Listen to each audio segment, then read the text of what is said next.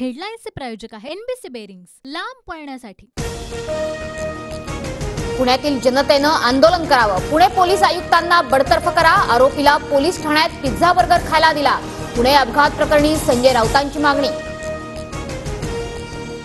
पुणे अपघात प्रकरणात आरोपीला विशेष ट्रीटमेंट दिली असल्यास पोलीस ठाण्यातील सीसीटीव्ही तपासा, संबंधितांचं निलंबन करा। फडणवीसांच्या पोलीस आयुक्तांना सूचना। पुणे अपघात प्रकरणी छत्रपती संभाजीनगरमधून विशाल अग्रवालला अटक। अल्पवयीन वेदांतला मद्य विकल्यानं कोझी आणि ब्लॅक कंपनीच्या मालकांनाही अटक।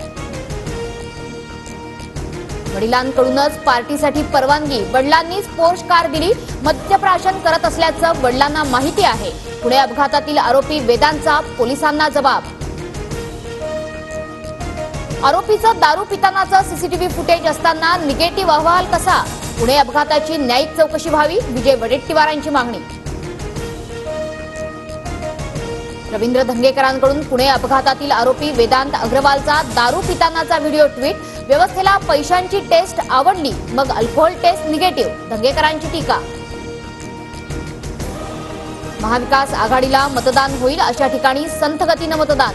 संजय राऊतांचा आरोप, डाव टाकला तर इंडिया आघाडीत जिंकणार, राऊतांचा हल्लाबोल।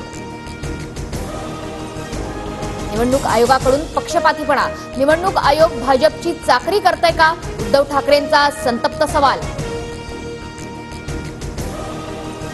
मुंबईत संत गतीनं मतदान होत असल्याची आयोगात तक्रार, सर्वप्रथम आमच्याकडूनच। पराभव दिसत असल्यामुळे उद्धव ठाकरेंचं रडगाणं सुरू, फडणवीसांचा ठाकरेंवर हल्लाबोल। हुकुमशाही आणि जुलमी राजवटीचा नायनाट होईल, पत्रकाच्या माध्यमातून उद्धव ठाकरेंचा सत्ताधाऱ्यांवर हल्लाबोल। भाजप नेते आशिष शेलारांची उद्धव ठाकरेंविरोधात निवडणूक आयोगामध्ये तक्रार, पत्रकार परिषद घेऊन दिशाभूल केल्याचा आरोप, आचारसंहितेचं उल्लंघन केल्याप्रकरणी कारवाईची मागणी। मध्य मुंबईच्या कमलानगरमधील बूथवर काँग्रेस कार्यकर्त्यांनी भाजप कार्यकर्त्यांना धमकावलं, प्रसाद लाड यांच्या तक्रारीनंतर काँग्रेसच्या 2 कार्यकर्त्यांवर गुन्हा दाखल। प्रसाद लाड यांचे आरोप खोटे, सत्ताधाऱ्यांच्या दबावातून पोलिसांची काँग्रेसच्या कार्यकर्त्यांवर कारवाई, अंबादास दानवेंचा आरोप। शांतिगिरी महाराजांच्या 11 कार्यकर्त्यांवर गुन्हे दाखल, मतदानाच्या दिवशी भगवं वस्त्र, चिन्हांच्या स्लिप देत प्रचार केल्यानं कारवाई। राज्यात 54.33% मतदान, मुंबईतील मतदानाचा टक्का घसरला, कुलाब्यामध्ये यंदा सर्वात कमी 36% तर मुलुंडमध्ये सर्वाधिक 59.6% मतदान। सचिन तेंडुलकरच्या ऑनलाईन गेमच्या जाहिरातीनं त्याच्या अंगरक्षकाची आत्महत्या, बच्चू कडूंचा आरोप, बच्चू कडूंचा सचिन तेंडुलकरच्या घरासमोर पुन्हा आंदोलनाचा इशारा। आज दुपारी 1 वाजता 12वीचा निकाल जाहीर होणार, बोर्डाच्या संकेतस्थळावर दुपारी 1 वाजता निकाल पाहता येणार, बोर्डाकडून अधिकृत सूचना जारी। गुजरातच्या अहमदाबाद विमानतळावर आयसिसच्या 4 दहशतवाद्यांना अटक, चौघेही श्रीलंकेचे रहिवासी, एटीएस कडून अधिक तपास सुरू। तांत्रिक बिघाडामुळे मध्य रेल्वे विस्कळीत, टिटवाळा ते सीएसएमटीला जाणाऱ्या लोकलगाड्या 20 मिनिटं उशिराने धावतायत, स्थानकांवर प्रवाशांची मोठी गर्दी।